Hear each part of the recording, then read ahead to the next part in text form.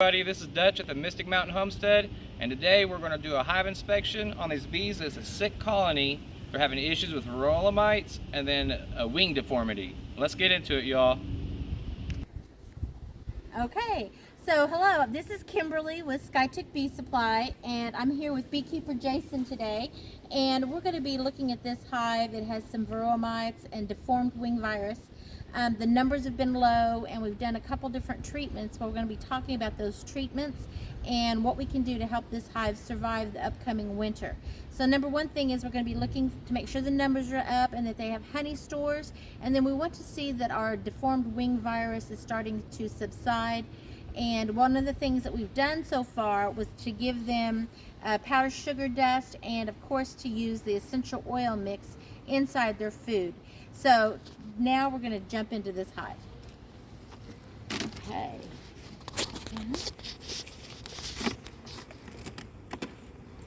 So here's our Propolis Trap. You can see some propolis on it, and we've got this feeder. Jason, when's the last time you put food in the feeder? This feeder got a half a gallon on Wednesday. Oh, okay. So a half a gallon, that's good. Not too much, so it still got some in there. So we'll just put that back in here in a minute. Pop this box off. We're using this box just as a feeder box because we really like those frame feeders like that. A lot of times we call those division board feeders. Here we go. Those are our hive beetle traps that we're taking out. So now we're going to kind of look down in here and see what we see. So right here, as you can see, we do have a powdered sugar dust. This is the powdered sugar dust, or is this a super DMF treatment? That is the super DMF. Okay, super DMF is a wonderful probiotic that sometimes it can be very helpful to bees that are not taking in food well. And so this is what you're going to be seeing. This right here, it's been mixed with powdered sugar, and as they walk through it, they get it on their legs. And it helps them by cleaning themselves. They get the food in them, and then they'll take in food better. So we still see some of that residue left behind here. And we're just going to pull up this frame. This is where I see a lot of more activity up here in this top box. This is full of nectar. So they are storing that sugar water. And I see some honey. So you can see right here where they're stored the sugar water. And then so we're going to put this one back down in here. And that looks like really, this is all drawn combs in here, not much in them other than, oh, there's a little bit of honey in here. So they've drawn, this is drawn comb with nectar in it and capped honey here. So they do have some stores, so, and it's very wet stores. We don't want to knock all the medications off. We want them to still have that. So I'm going to pop this box off, and we'll just set it over here. We'll set it on the side like this so we don't crush anybody that might be down here on the bottom. And then the numbers don't look too terrible from where we've come from, Jason. I'm going to move this hive beetle trap over here. We'll set that to the side. I'm going to pull the frame here out so that we can work without crushing bees. This is just an empty frame right here. We'll set it there and just start moving frames toward me so that we can kind of do a quick inspection. So we're going to be looking today not only at what honey stores they have, the numbers, but we're going to look at the bees themselves. You know, focus in on them, look real closely. Here we have brood. So this looks pretty good. I'm looking for any signs of deformed wing virus. And I'm not seeing anything right now looking down into these. They all look pretty good. They're all calm and gentle, seem to be pretty happy. There's some larvae. There's a little bit of egg in there, I see too, on this one side. So this is a good frame of bees. And there's pollen stores. So while they did have a problem, I think Jason got on this soon enough to make sure that these bees have an opportunity to survive. Because if we let something like deformed wing virus, because of Varroa mites, and that is a virus that honeybees get when they're bit by the Varroa mite and they have a heavy load of Varroa mite, they do have deformed wings sometimes and they can't fly, so they're not productive. But I think he got right on top of this at the first sign of it, because we are, and they seem to be taking in because they are storing. I'm seeing that they are storing, Jason. And they really are very calm. They are. They're good bees. I'm getting a couple buzzing around me, but they're just, what are you doing? Look at this brood here. See, we've got fresh brood here. We've got cat brood. Look at the little larvae down in here. We can see the little larvae right down in the cells. So that's a good thing. And as I look, I'm looking for Varroa mite actually on the bees. I'm not seeing any signs of that. And a lot of times if there's a heavy load, you'll literally be able to see the Varroa mite attached to some of the bees. Yep. And I'm not seeing deformed wing virus so much. Jason, how long has it been since you saw any deformed wing virus? You know, we inspect every week. We haven't seen any deformed in probably 2 to 3 weeks. Good. So the treatments are working. It's just trying to play catch up on numbers. You know, this time of year can be tough, but by feeding in the way you are, it is stimulating the queen, and she is laying. So that's a good thing, and we've seen that they are storing it as well. So that's really good. What I would suggest is that we might go ahead. This is October, what is today? 7th? Okay, 7th or 8th. What I would suggest is we go ahead and start switching our sugar syrup maybe to two parts sugar to 1 part water. That thicker syrup simulates honey, and that causes them to store it, because when I was pulling some of those frames up, there was a lot of dripping going on because of all that moisture. And as our nights are getting cooler, which we experienced a cool night last night and coming into this morning, of course we did get a little rain. We can't complain about that, can we? Yeah, this queen prefers this frame here, You mean this lovely queen right there? and she likes to run off. Oh, she likes to hide. No, Yeah. she likes to fly off. Oh, she likes to fly off. Okay, we'll be aware of that. Yeah, that's good to know. She's a flyer.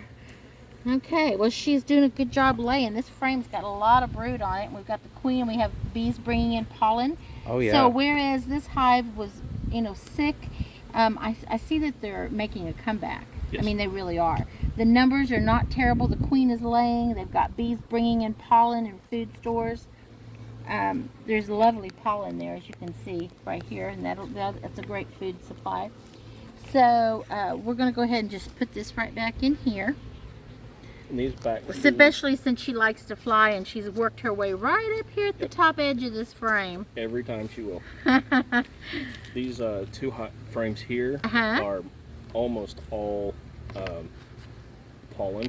Oh, they are? Yeah, if you're wanting to give a good shot of A those. good shot of pollen? Okay, well, look at that. Here's another frame of brood. I'm quite pleased with this. I'm not worried about this hive. No, it looks good.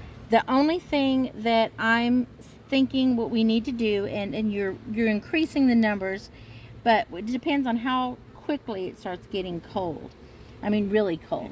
And so this hive might benefit from doing what I call double stacking, using a double screened hive saver, to where we will stack them one on top of the other to utilize the heat from the stronger colony below. Because the numbers are, I mean, it's not terrible. We've got 1, 2, 3, 4, really a good 5 frames going on. And then of course for winter we'll be reducing the extra box off. Let's go take a look at this pollen over here he's telling us about. I'm going to move this here. I'm just going to set it right here for right now. I want to see this pollen. Oh, it's not this one. It might be the next one. Okay, the next one over.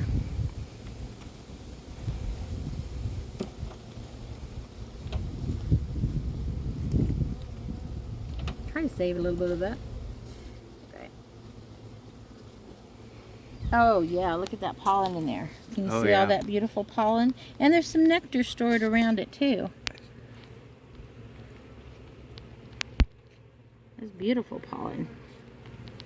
The bees are active. They look very healthy. It's I full haven't- of pollen. Yeah, it's full. All the way over to here I see some pollen.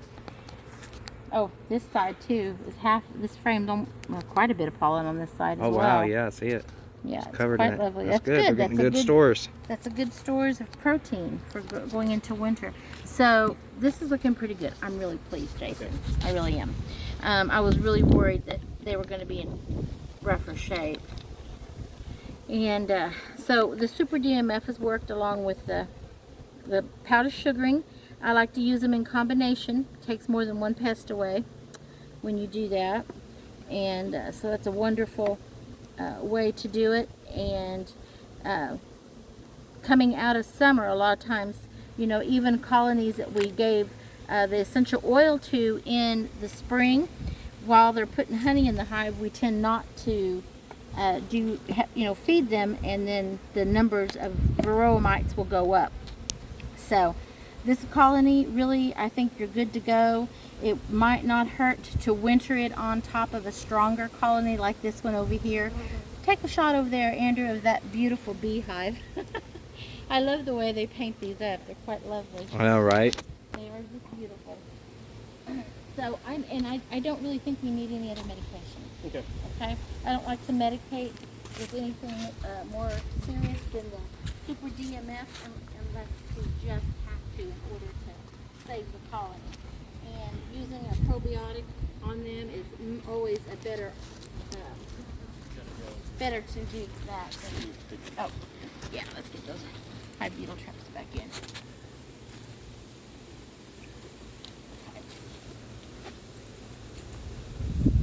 Down there. Okay, got it leveled over there. There we go. Alright. Well, I'm happy with this. I always like good reports. So, there was some concern that this hive might need a different type of treatment. The treatment that we were going to be forced to go to if they were still in trouble after using natural treatments, and I'm always about natural, is going with like a fumagillin bee, or Fumadil, I believe is what it's called, Fumadil, and then I would go back later with the Super DMF, which is a probiotic. And we did not have to do that today, so I'm happy that we haven't had to do that, that this colony is doing well and recovering with using non-natural methods. So, put it back together, and I think that pretty much wraps it up. All right, everybody, remember to like and subscribe and smash that thumbs up button. That truly helps us. That shows that you guys are enjoying the videos.